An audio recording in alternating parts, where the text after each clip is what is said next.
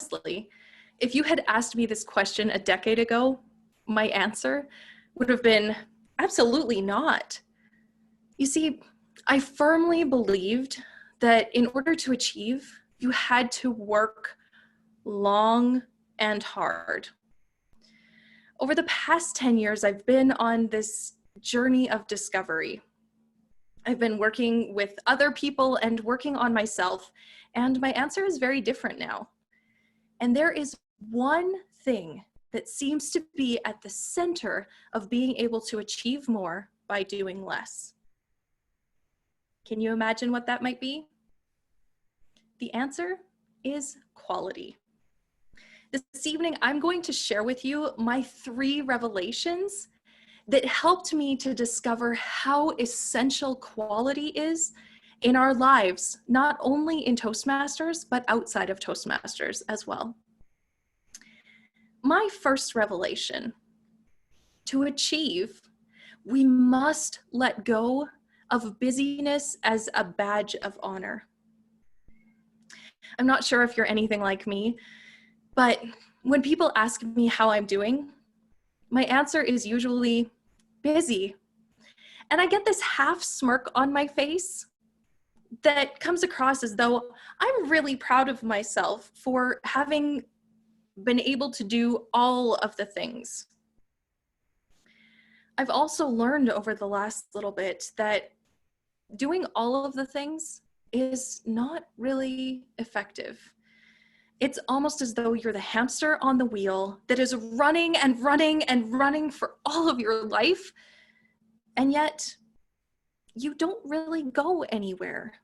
You're expending all of that energy, and yet you don't really have anything major to show for it.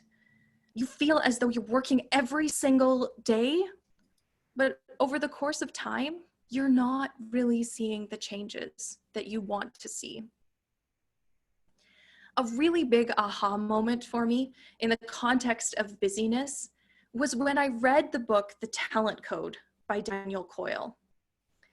Spoiler alert, if you haven't read the book, in this book, Coyle went and visited different areas that had been identified as talent hotspots.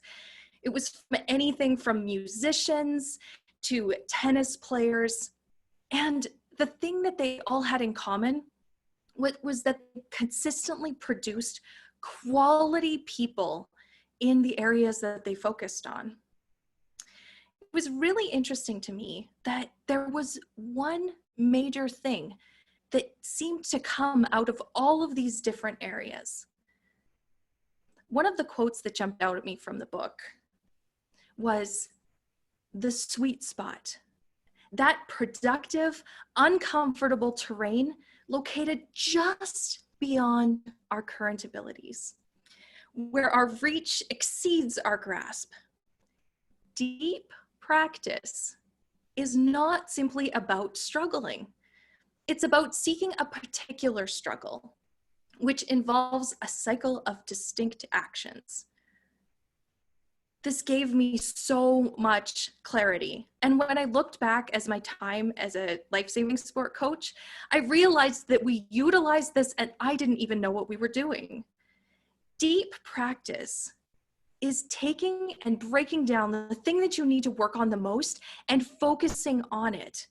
It's not about struggling through the entire race every single day to practice.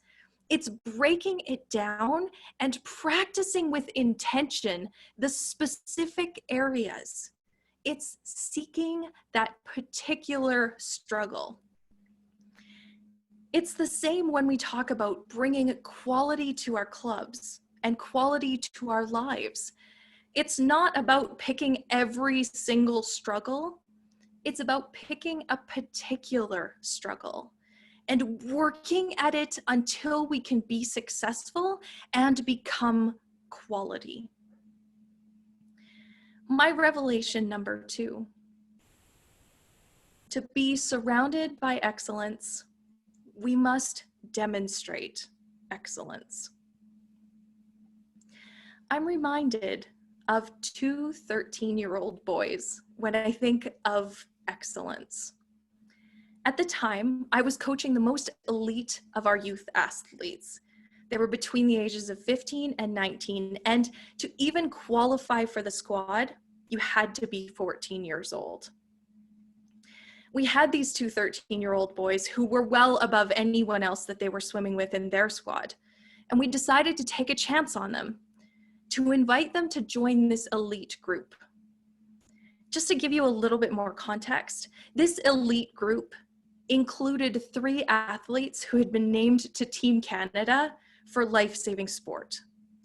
These were some of the best in Canada, and it was a tremendous opportunity for these 13-year-olds to get to swim with them on a daily basis and train with this level of athlete. The interesting thing to me was the exponential growth that I witnessed in these young swimmers from the beginning of the year to the end of the year.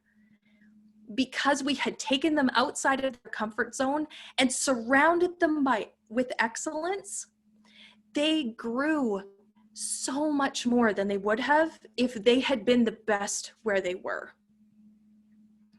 Perhaps, and you're going, I can't think of anyone who I really feel like demonstrates excellence in my club or in my life. I have good news for you. The only person that you can control is yourself. If you can't think of anyone else who demonstrates excellence around you that you can rise to, it's time for you to step up and be the person to demonstrate that excellence. Hold yourself to a new level of accountability. Be the person that other people will be inspired by. Be the person that by merely existing and demonstrating excellence and quality yourself, others rise to join you. Horst Schulze, the founder of Ritz-Carlton Hotels, I feel just describes this beautifully. He says, I won't settle for less than the vision. No excuses allowed, either from myself or those who work with me. There are a couple things that jump out at me in this quote. He will not settle for less than the vision. This is the vision that he has created, the vision that he has in his mind of what his company and hotels would be. The second thing that jumps out at me in this quote is that he doesn't put those who work with him first. The first part of it is no excuses are allowed from himself. He holds himself to the standard of excellence, to the standard of quality, and by standing for that standard, those around him have risen to that as well. Let's get to the third revelation. To be truly seen, we must be willing to be seen. I remember shortly after my husband and I got married, we were talking one night, and I confided in him that I didn't feel like I had any real friends. That would be the point where he looked at me as though I had grown another head. He couldn't believe that I would feel like I didn't have friends when off the top of his head, he could list many people that I had friendships with. After a few years of work, I started to realize that it wasn't that others didn't class me as a friend. I started to realize that it was the wall that I had put up. You see, because I had been through some things in my past, I had put up a wall that people could come only that close to me. I wouldn't share any information outside of that, and I wouldn't let them in beyond that wall. Through much research and much learning, I decided to test it. I decided to see what would happen in my relationships if I was actually willing to share what I was struggling with, to share what I was thinking about, to share what I was feeling.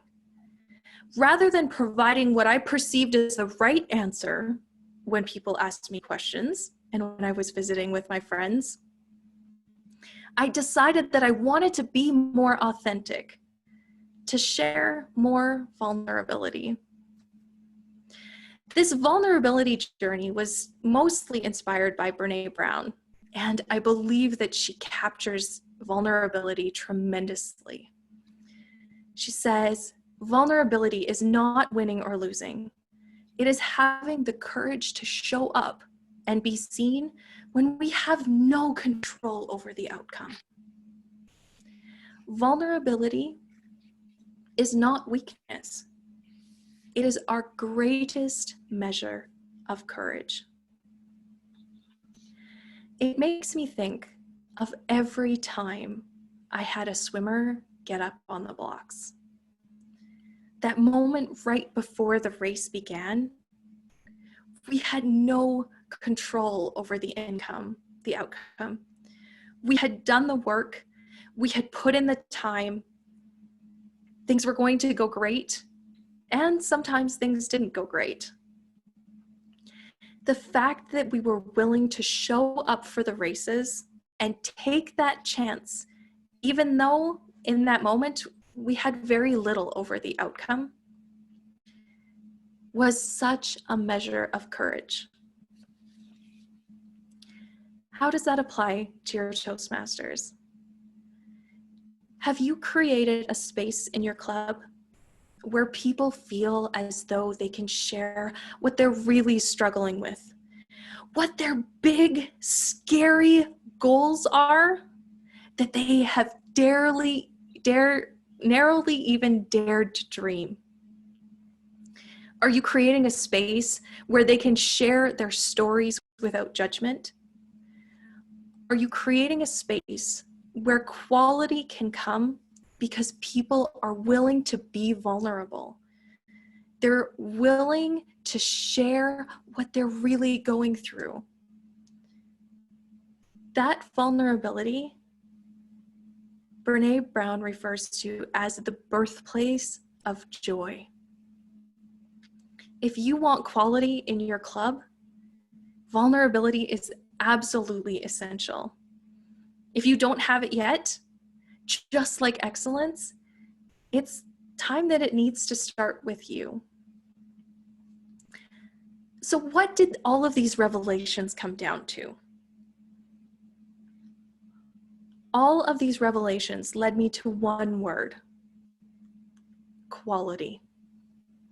I want quality in my life.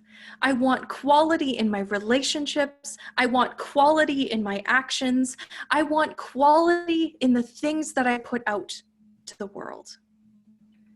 I want to be someone who is known for quality and excellence. I want to be a part of entities that are known for quality. We're surrounded in a world where people can do just enough to get by. I want to be quality. I want to be the essence of what people think of when they think of excellence and they think of quality. I want to encourage you to dream the same for your Toastmasters Club. Let's revisit our 3 revelations. How do we achieve this quality? Number 1, we let go of busyness as a badge of honor. Number 2, we demonstrate excellence. And number 3, we must be willing to be seen. If you can truly adopt these 3 actions into your life and your Toastmasters Club, you will have quality over quantity. Back to you, Carol. Thank you, Melissa.